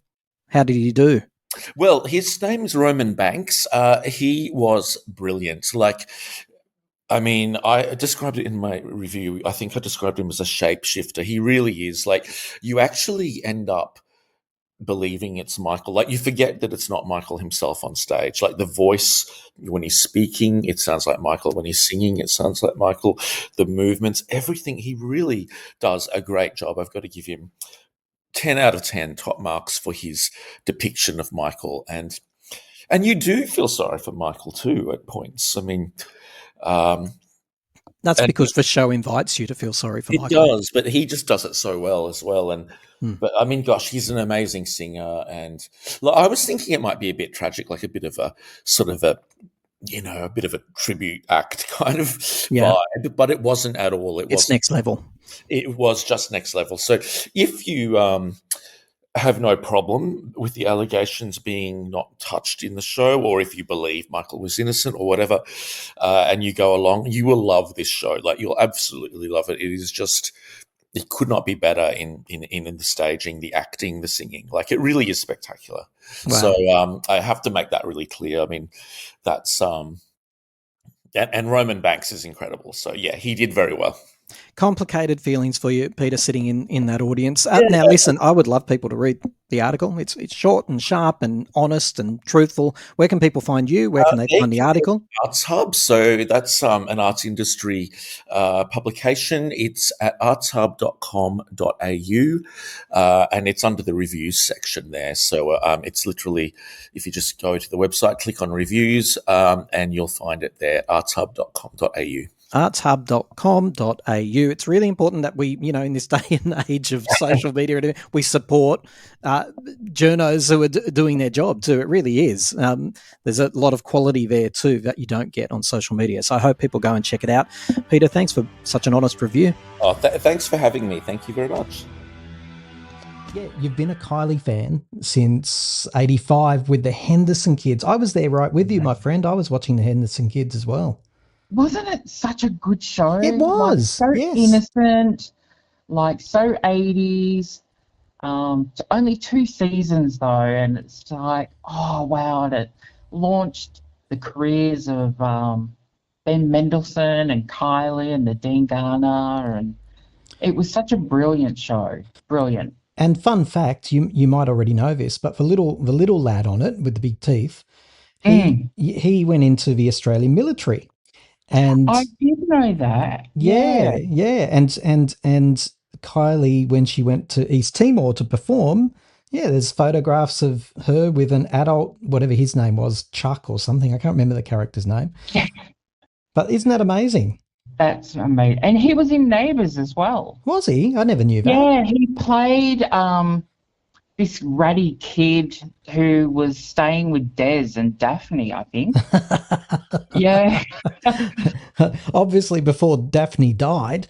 Yeah, well, way before. I think this was in the beginning, so when it went to Channel 10. As long as he wasn't driving the car, that's the main thing. No, and I think he was friends with the original Lucy.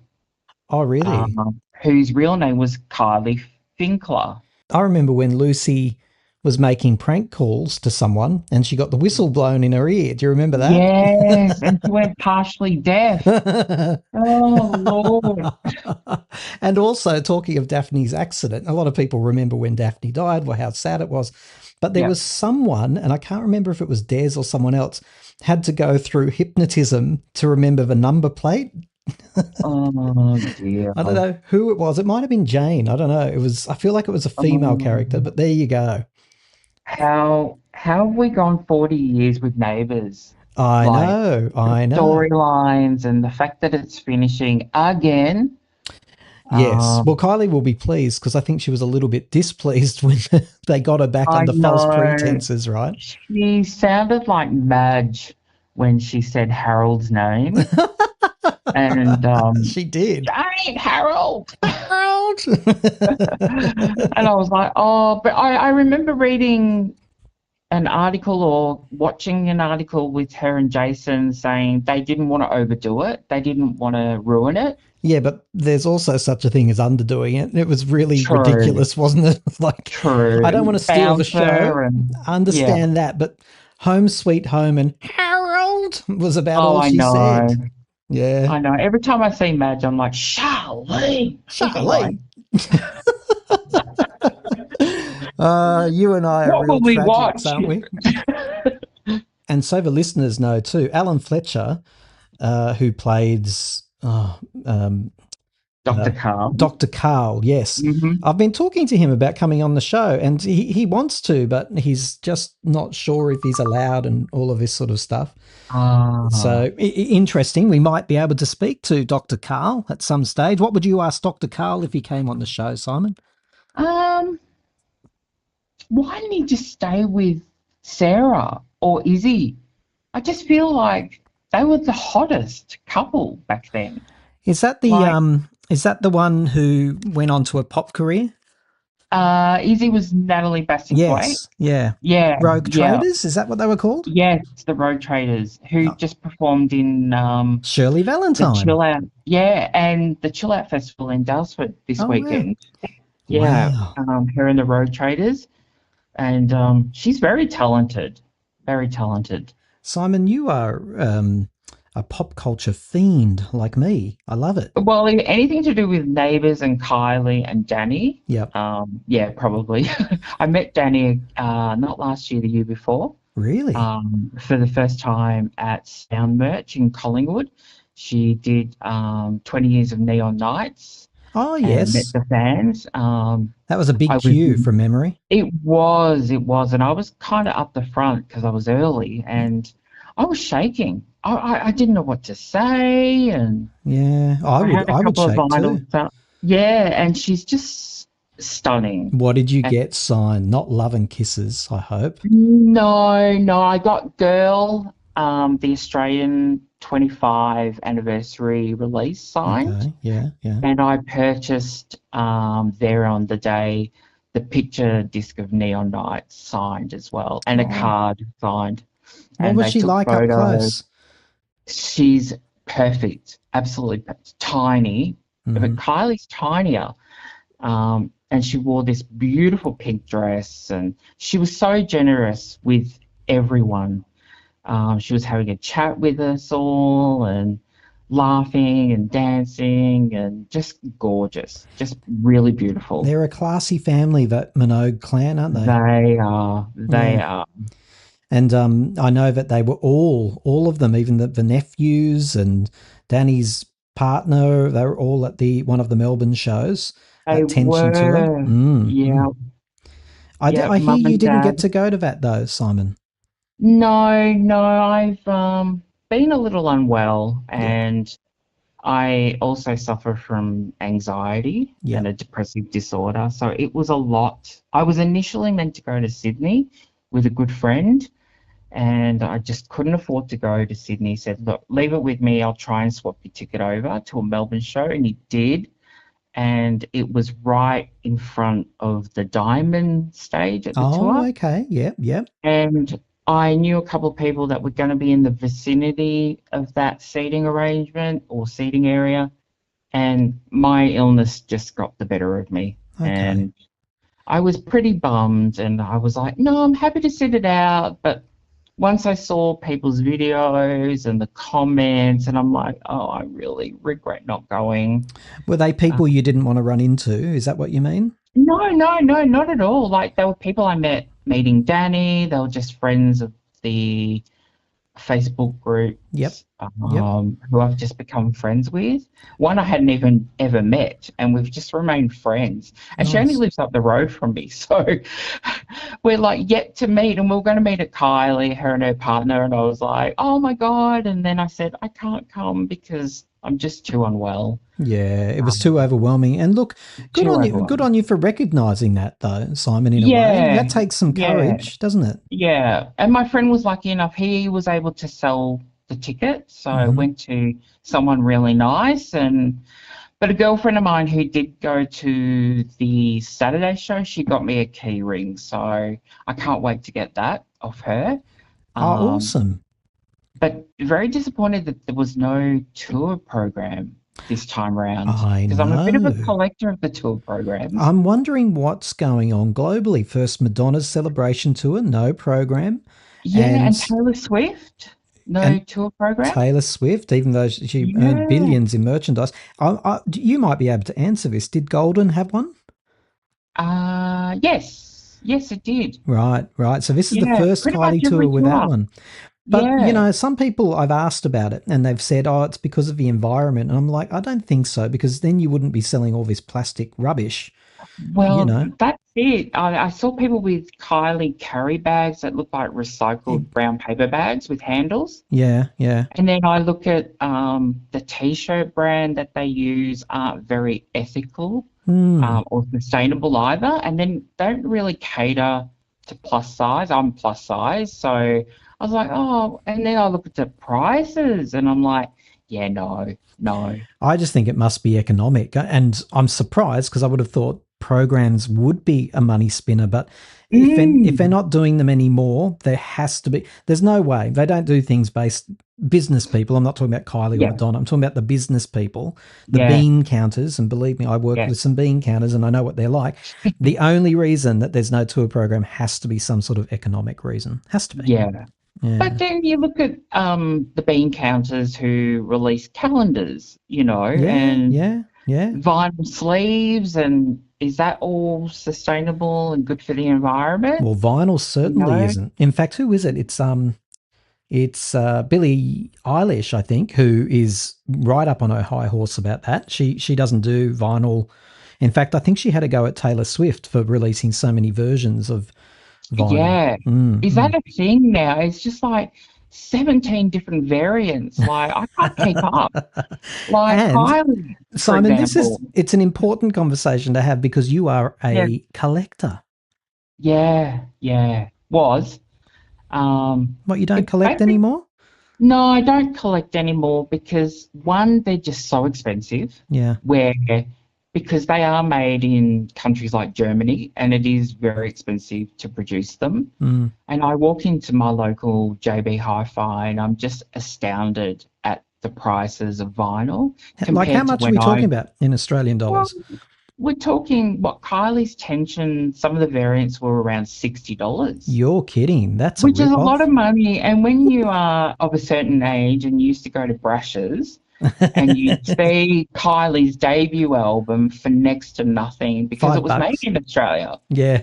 And you could justify it. Now I can't justify it. And more than 90% of my collection was unopened. I couldn't bring myself to open them and listen to them. And it just got out of hand. I'm like, why am I doing this? Why am I spending this unnecessary money? Well, part of the reason you were doing it, tell me if I'm wrong, was because you presented these nicely in your house. Tell me if I'm wrong. I'm fairly sure I've seen photos where you had beautiful presentations of collections, didn't you? Yes, I did. Yeah, particularly my Kylie collection. Yeah.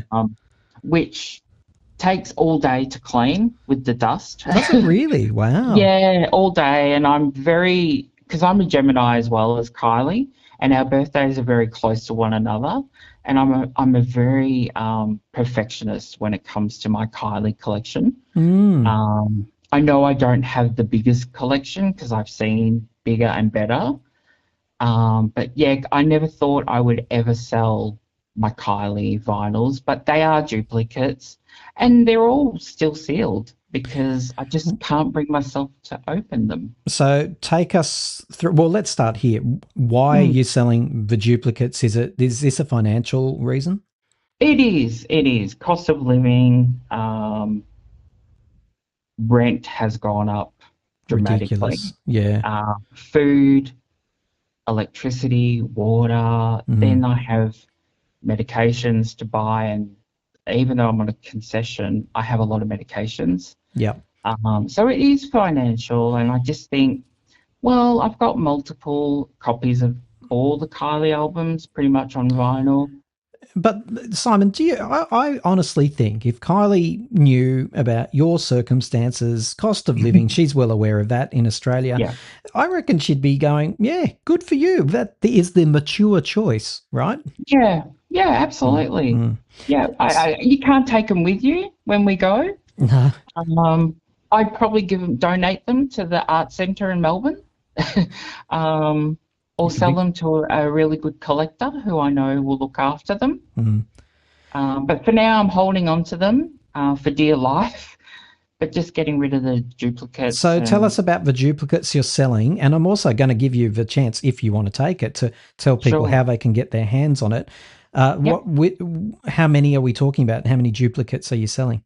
There's about 20, I would say. Wow, 15 that's to 20. decent. That's There's decent. some Kylie Minogue in there that I had duplicate. Being a Gemini, I buy 2 of everything, or 3 or 4, which I found out today that I had 12 copies of Fever. And I was On like, vinyl?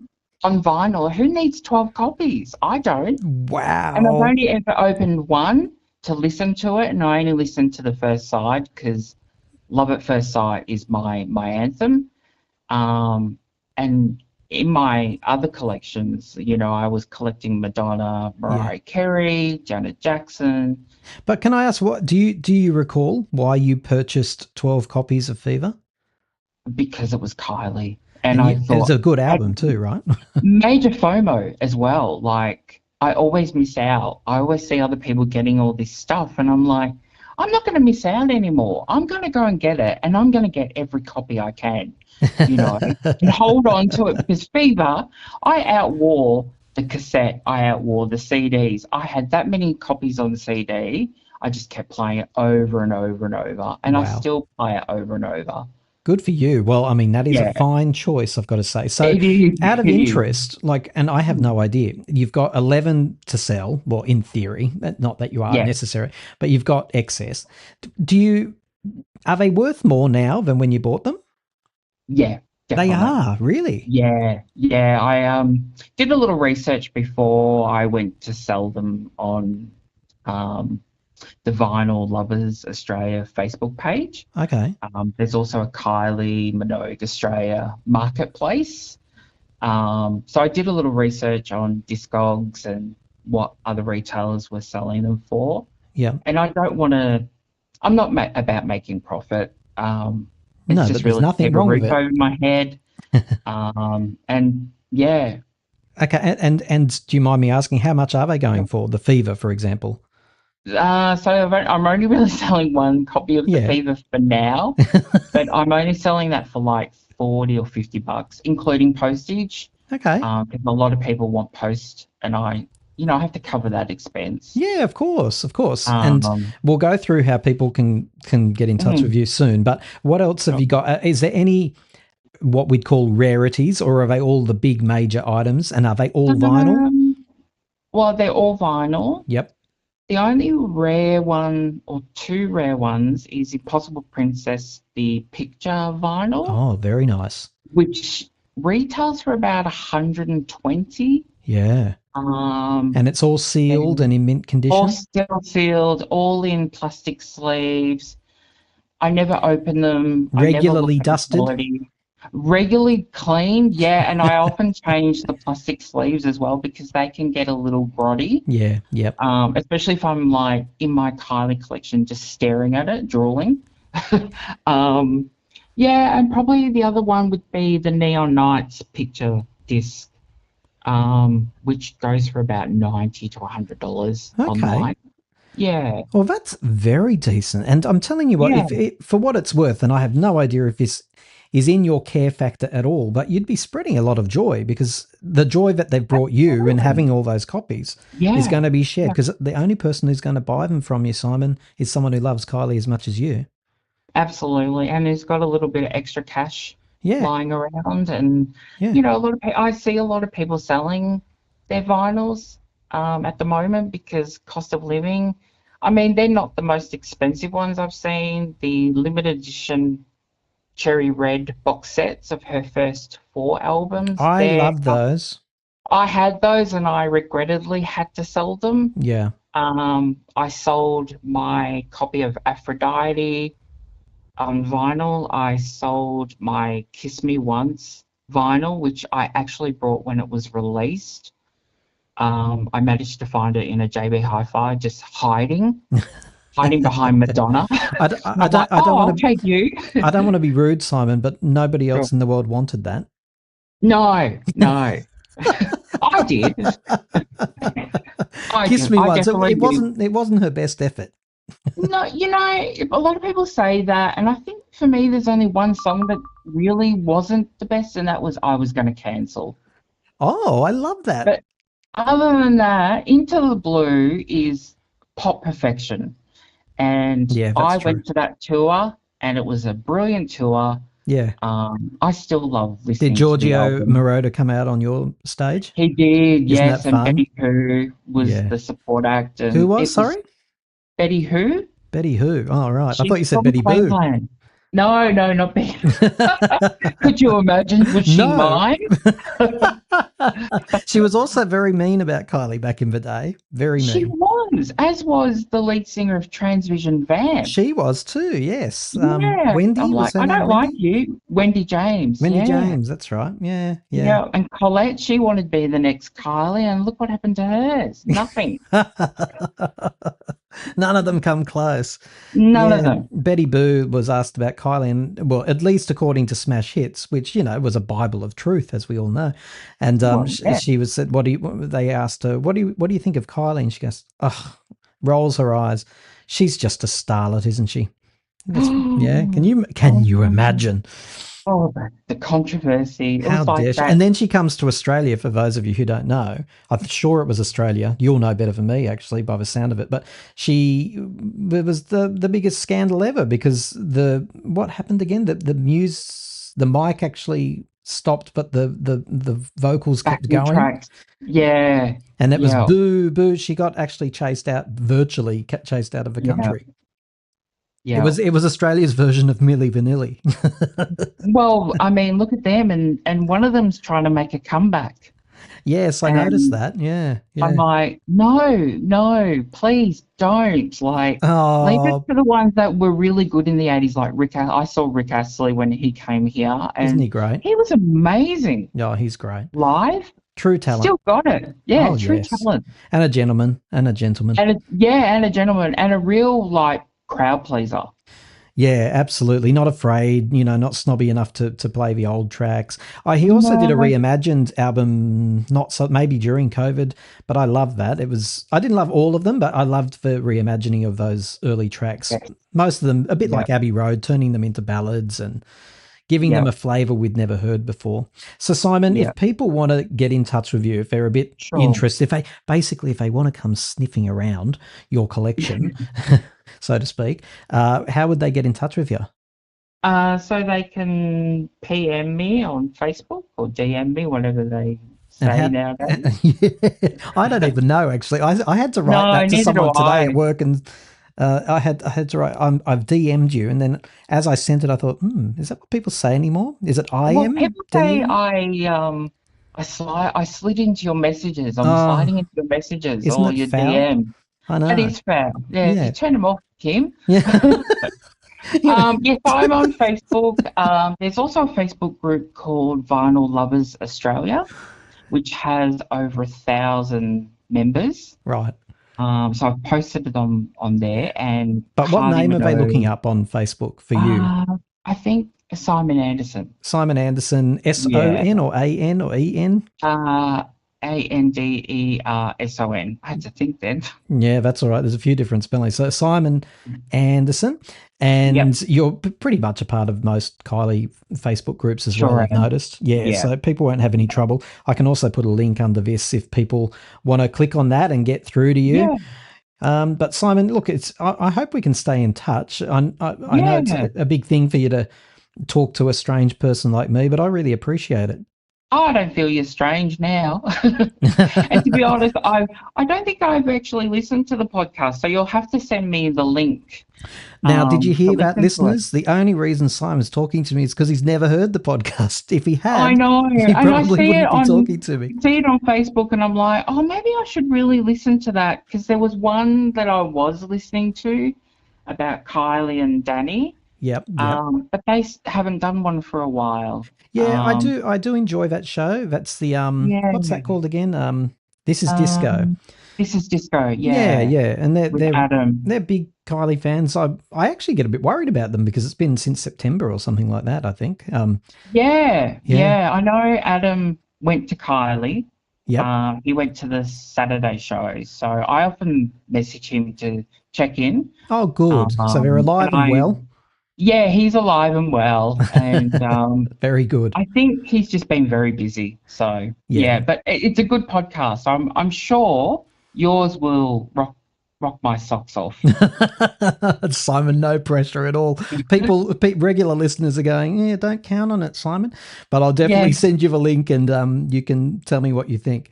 But it is absolutely lovely to connect with you. So Australian, so into pop culture, right in the same vintage as me. Henderson kids, neighbours, you love all your characters, and you're a collector. And I know you've got a great collection because your photos are extraordinary, quite frankly. Yeah, I wish the collection was bigger, but it's a lot of dusting. That's a lot of dusting. Who needs it? Who was the lady? Was it Paula Duncan who used to run around going spray and wipes up? Yes, Paula Duncan. Yeah, I can just another imagine. Australian legend. That's a bit like you in the Kylie room. Yeah. Although I have to lay on the floor sometimes and listen to her while I'm cleaning and reorganize. I just like things to be perfect. They have to be in alphabetical order, and yeah. Well, if you're going to have a collection, you might as well do it right. Well, that's right. Exactly. And as I said, it's not the biggest collection, and the ones that I have seen, I'm like blown away. Oh, I know. There's blown away. There's some amazing ones out there, aren't there? They really are. And I'm just really humbled by mine, and I'm holding on to it. Yeah, good on you, mate. Good on you, and good on you for being courageous and doing what you have to do to get by, because that's what we all have to do at this stage. Yeah, I think we all got to do something. It's not easy for everyone. No. Especially we've had years of lockdowns in Melbourne, and ill health has led me to this. But I'm not parting with rare stuff, but it's good stuff. It's still sealed. It's still in mint condition. Well, all you're doing, Simon, is redistributing the Kylie joy. And for that, I'm going to thank you on behalf of all the fans. It was lovely talking to you, Simon. You too. Thank you.